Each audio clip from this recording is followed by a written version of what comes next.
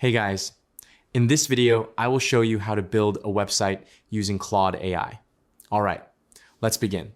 First, open your web browser and go to Google. In the search bar, type Claude AI and press enter. Click on the official Claude AI website to access the platform and start a new conversation. Once inside, create a detailed prompt describing your website. Include the purpose, target audience, and design style. Specify sections, like a hero banner, about section, services, testimonials, and contact area. Mention colors, fonts, and layout preferences for better results.